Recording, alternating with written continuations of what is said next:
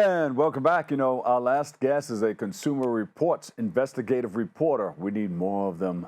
And she joins us to share some insight on what has led to a stunning rise in credit report errors and complaints across credit bureaus and speak about how we can correct those issues. So please welcome to the show, Lisa Gail. Lisa, welcome.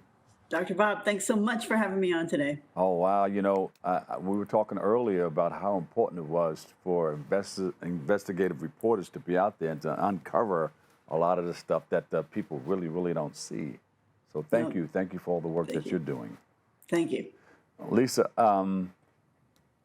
you noted in your report that the number of complaints about credit report errors more than doubled in recent years, from 165 to 129 in 2021. I don't know if I have all the numbers correct, but tell us how that increase That's okay. happened and That's why, okay. why is it happening? Oh my gosh. So the Consumer Financial Protection Bureau, which is a federal agency that's been under a lot of attack lately, has always collected consumer complaints. And we're going to talk about when you want to file a complaint, but just to talk about those numbers, they've always collected complaints. And in the last few years, they've seen the number of people complaining about an error on their credit reports skyrocket, like you just mentioned. Yeah. And not only that, they take complaints for all kinds of financial things. So loans, credit cards, identity theft, but errors on credit reports really is the number one problem that most people complain about. And the fact that they have skyrocketed got our attention. You can go in and look in the database. We pulled the numbers, did a lot of analysis on what's going on here. And one of the things that we learned is that there are 3 credit bureaus, and this is really important. And the names sound so boring, but in this world, they matter. And it's TransUnion, Equifax, and Experian. And people were complaining about all 3, saying, hey, I found errors on my credit reports that are not getting, I tried to dispute them, but they're not getting resolved. Yeah. And the reason we learned is that these 3 companies, they're all individual companies. They do not communicate with each other. But when they receive a dispute from a consumer, they're using a type of AI technology to quickly scan and then make a determination as to whether or not the dispute is valid. And so it was basically being automated instead of a human sitting there looking at your bank statement, looking at, did you make that payment? It didn't make any sense. And so it's basically automation has led to just literally hundreds of thousands of errors not getting resolved. And the reason this matters, which might be your next question, you think about credit scores and you're just like, oh my God, it's so boring. And credit reports. That was my next question. Credit reports, it sounds like it really who cares about that until you you go get a loan, right? Yeah. And you typically think, when I started reporting about this, I thought, oh, credit scores are used for if I want a car loan or I want to open a credit card, or maybe I want to get a mortgage or something. But it turns out that credit scores are used in almost every kind of financial decision made about you. And that includes signing up for a cell phone, just getting a cell phone contract, trying to get a lease, you're getting a lease on an apartment, they're going to check your score. And check this out, even if you are applying for a job, an employer can check your credit score to see if it falls in the good category, the poor category, and make a determination whether or not they want to hire you. So you don't have to pay back your employer. Right, but Consumer Reports got very concerned about this, realizing that your credit score is really the foundation of every financial decision. So we started to look at what's going on here and try to connect those dots. So if there's 3 of them, which one do you go with? How do you know, all right, which one should I go with? Who's going to give me the best credit report? Right. So what happens is all 3 companies report out your information. And the way that we tell consumers, this is the most important part. If you don't listen to anything else I've said, that's totally okay. Go check your own credit report for free at annualcreditreport.com, which I know it sounds like a joke, but that really is. You go there for free. You can check your reports with all 3 credit bureaus every week, really indefinitely. And here's what you're looking for. Pull up that report, and you're looking to make sure that you recognize the loans, you recognize all the credit cards, that your personal information is correct. It's like your name is spelled correctly, your social security number is spelled correctly, or it's the right numbers, you got the right address. You want to make sure that, oh, that credit card that I closed like 2 years ago they're not reporting that it's still open. You want to make sure that anything that, and I'll tell you, the other thing you're looking for is any debt that's getting reported in your name that's not actually yours, which turns out to be a very common problem. So debt collectors, they buy all sorts of like debt that's not been collected. They start making phone calls and doing whatever or not, and it can get reported that it's your debt. And so the reason that that's so important is all of these things can really impact the score by like 10, 20, 30 points, sometimes 50 points or higher. So that's why it matters. Now, what if you got people calling you saying, hey, you have to take care of this debt, and you don't remember? I don't remember spending anything on that, or this is not mine. I love this question. Yeah, but they send it to me every other week or whatever. If you actually get a real, most of these calls these days are automated, but if you actually get a real person on the phone who's calling you saying, hey, you owe an AT&T bill from like 2018, you tell them, I'd like you to verify the debt and send me everything you have, excuse me, including the bill, the so-called unpaid bill, and get them to send it by paper to your address. And at first, you might want to be, you're probably thinking like, oh, I don't want to engage these people. But you know what? If you ask for that, it's called validate the debt. They have to do it in 5 days, and they've got to send all that information to you. And if they don't, it's invalid debt. And by the way, don't pay anything. If you ever get one of these calls and they're like, oh, you owe us, an energy bill from 2 years ago, 3 years ago, it's immediate. You have to pay it. Don't do that. Just ask them to validate the debt and wait until things come in the mail. Yeah, and they probably won't even come. Some of them hang up on you. That's exactly right. Most places don't want to mess around with you because then they know that you know what you're talking about. Yeah. So what if somebody wants to make their credit a little bit better? The report is not looking too cool, Let me increase my credit scoring here.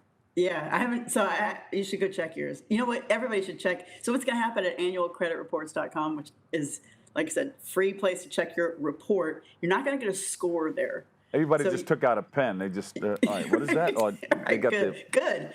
Go look. Everybody here, I promise you, will be shocked. You'll be like, wait, there's something on here that's not mine, or something's getting reported double. Your bank, the place to get an actual score, it's called a FICO. It's FICO. FICO. It's like an acronym. Doesn't matter what it stands for. Go get that score. You're looking for like a FICO 8 score. I know this is ridiculous and technical, but it's super important. Call the bank or your credit card company and ask, like, do you guys give free scores? I'm just looking for my basic FICO score. That would just gives you a sense of like where you fall. That the high number is 850. Yeah. Most people don't reach that. They're like in the 700s. That's pretty good. That's like about A-, B+. Yeah. Totally normal. You get a good rate on a car or a house. Right. Yes. And and actually the reason to do this is a couple things. To do it now is before you're trying to apply for a mortgage or a car or a student loan, because it's at that point that most people find out, oh my gosh, this score is so much lower than what I thought it was going to be. And then it takes, just for real, it takes like months to get it fixed. If there is like an actual error in that report, like, you're basically writing, and here's what happens. If you do find an error at annualcreditreports.com, check all 3 bureaus, because technically they're supposed to have the same information, but they don't always. And you decide you're going to file a dispute because you're like, this debt at TransUnion is not my debt. Yeah. You need to, I know this sounds super old school, but you need to write a letter. That's okay. And print it out. Put it out there. To get all the materials that you need to show that it is a mistake. Make copies for yourself, put it all together into an envelope, and send it certified mail. And I know you can go to the websites, you can do it online, but don't do that. Yeah. And there's a reason. It's if you can't get this dispute resolved, and you have to take the most extreme action of suing these companies, which unfortunately happens all the time. It's a federal court case. It's a kind of a big deal. You're going to need written proof that they've followed the law. And they don't always follow the law. And if they don't follow the law, you automatically win. They're going to pay for your legal expenses. So get everything in writing and follow up. And I heard you mention AI earlier. Sometimes, the people that you're talking to, that's an AI person or they make a decision through AI. So can't Exactly. you use the chat to write your letter? Can't you use it with the Exactly. chat? The way chat. around it is the old-fashioned paper and the mail. So, but you know what? When it's your We financial still life, use them. you got to do it. You got to do it. That's right. That's right. So I don't know. I'm just curious, Lisa. How did you get involved in it? Did something happen to you? You said, "Hey, you know what? My credit is not correct. Yeah. This is not me. I didn't put all this stuff out here. Yeah, My credit report should be a lot better than it is now." Hey, this leads to a really good tip, by the way. So, yes, I went to go get a mortgage right around COVID. And I thought, oh man, my credit's going to be great. I only have one credit card. I keep a small balance on it. I pay it off all the time. And I went to go I filed for a mortgage, and I got a very gentle call from the lender. It was like, your credit is not very good. We'll give you a loan, but it's going to be very expensive. And I was like, wait a second, it's supposed to be fantastic. I dug a little deeper. And when you say expensive, that means the credit rating would be high. The interest rate would be very really high. Yeah. And I was like, wait a second, no way. Mortgages are really cheap. It'd be like loan sharking, like 29%. Yes, yeah, very predatory. So this is what happens. This is another reason why you want your credit to be, your credit score to be really good, so you get the good offers. So I went to do a little investigation and learned that I had missed. This is really important. Nobody ever talks about this.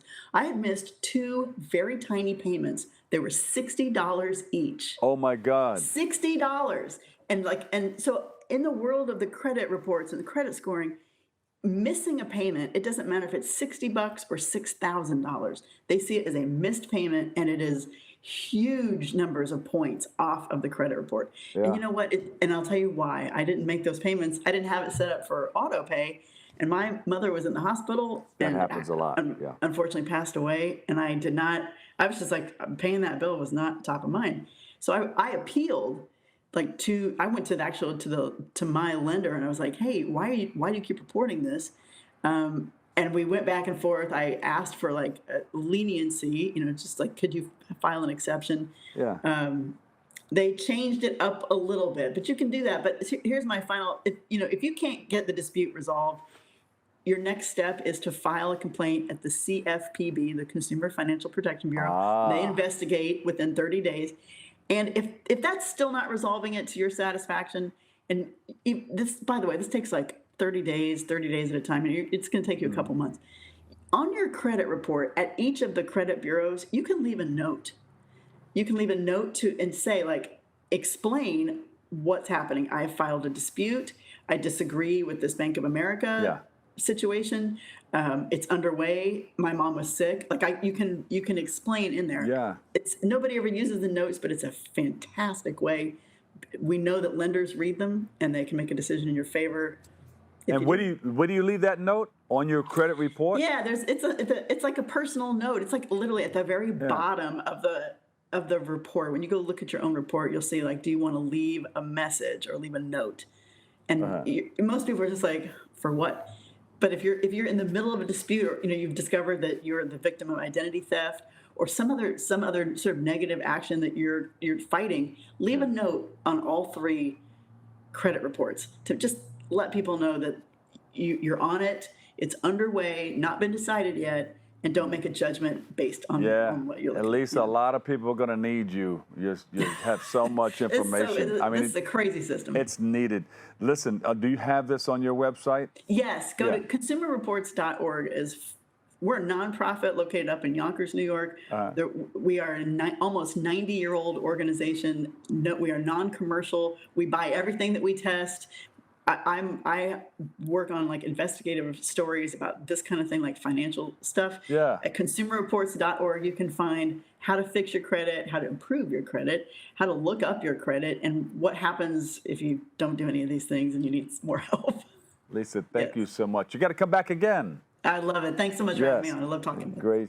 Lisa L. Gail, Investigative Reporter, Consumer Reports. We love you. Thank you. Thank you. Thanks so much.